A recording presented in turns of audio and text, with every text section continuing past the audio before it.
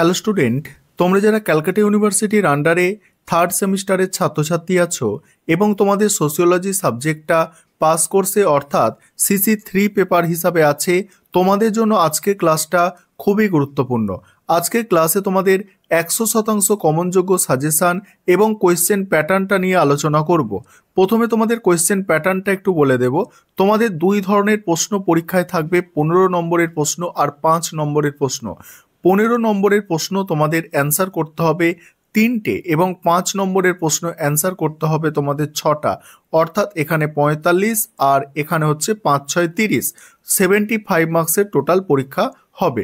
এবারে দেখো, তোমরা 15 নম্বরের জন্য যে প্রশ্নগুলো তৈরি করবে, প্রথম প্রশ্ন, কার্ল মার্কসের শ্রেণী সংগ্রামের ধারণাটি আলোচনা করো। নেক্সট প্রশ্ন আছে দেখো, ম্যাক্স ওয়েবারের আদর্শ প্রকরণ ধারণাটি বর্ণনা করো। এর সঙ্গেই আছে আদর্শ প্রকরণ গঠনের উদ্দেশ্য। 3 নম্বর আছে জ্ঞানদীপ্তির সাথে সমাজতত্ত্বের সম্পর্ক আলোচনা করো। 4 নম্বর প্রশ্ন, সমাজতত্ত্ব উদ্ভবের জন্য দায়ী বিভিন্ন উপাদানগুলির সম্বন্ধে আলোচনা করো। 5 নম্বর প্রশ্ন, কার্ল মার্কস বর্ণিত ইতিহাসের বস্তুবাদী ধারণা সম্বন্ধে সংক্ষেপে আলোচনা করো। পরের প্রশ্নগুলো আলোচনা করব, অর্থাৎ বাকি সাজেশনটা আলোচনা করব। তার আগে যে বিষয়টা তোমাদের বলার আছে, তোমাদের জন্য এই পেপারের স্টাডি মেটেরিয়াল তৈরি করা হয়েছে। তোমরা যদি কেউ স্টাডি মেটেরিয়াল পারচেস করতে চাও, নিচে যে নম্বরটা দেখতে পাচ্ছ এই নম্বরে যোগাযোগ করে স্টাডি মেটেরিয়াল পারচেস করতে পারো। পরের প্রশ্ন আছে 6 নম্বর প্রশ্ন, দেখো, সামাজিক সংহতি সম্বন্ধে ডুরখেইম কি বলতে চেয়েছেন।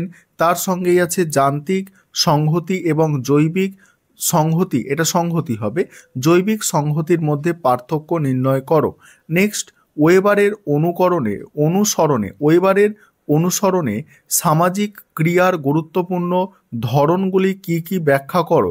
নেক্সট আছে দেখো, কার্ল মার্কসের দ্বন্দ্বমূলক বস্তুবাদের ধারণাটি ব্যাখ্যা করো। পরের প্রশ্ন, ম্যাক্স ওয়েবারের বর্ণিত কর্তৃত্বের বিভিন্ন প্রকারগুলি সংক্ষেপে আলোচনা করো।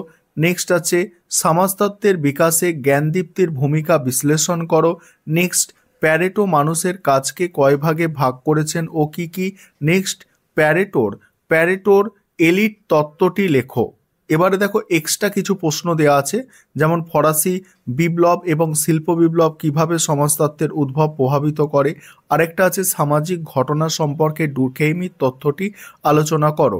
এবারে দেখো 5 নম্বরের প্রশ্ন, আগেই বলেছি তোমাদের 5 নম্বরের প্রশ্ন 6টা অ্যান্সার করতে হবে। 5 নম্বরের জন্য যে প্রশ্নগুলো তোমরা তৈরি করবে, দেখো, প্রথম প্রশ্ন আছে দ্বন্দ্বমূলক বস্তুবাদের প্রধান নীতিগুলি লেখো। নেক্সট আছে শ্রেণী সচেতনতার ওপর একটি সংক্ষিপ্ত টিকা। পরের প্রশ্ন, ডুরখেইমের দমনমূলক নীতির কার্যকারিতা আলোচনা করো। তারপরের প্রশ্ন আছে দেখো, সামাজিক ক্রিয়া এবং সামাজিক ঘটনার মধ্যে পার্থক্য। নেক্সট প্রশ্ন, ঐতিহ্যবাহী কর্তৃত্বের গুরুত্ব লেখো।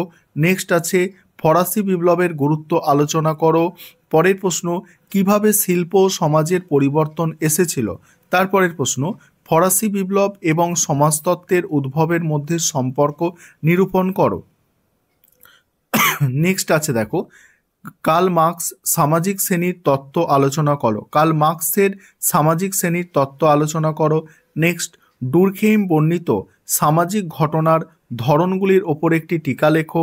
পরের প্রশ্ন, ম্যাক্স ওয়েবারের সামাজিক প্রকরণ তত্ত্বটি আলোচনা করো। নেক্সট, ম্যাক্স ওয়েবারের দেখো ভেরনেস্তেন ধারণাটি সংক্ষেপে আলোচনা করো। নেক্সট, ম্যাক্স ওয়েবারের সামাজিক ক্রিয়ার তত্ত্বটি লেখো। সমাজতত্ত্বের উত্থানের কারণগুলি লেখো। ঐতিহাসিক বস্তুবাদের মূল নীতিগুলি লেখো।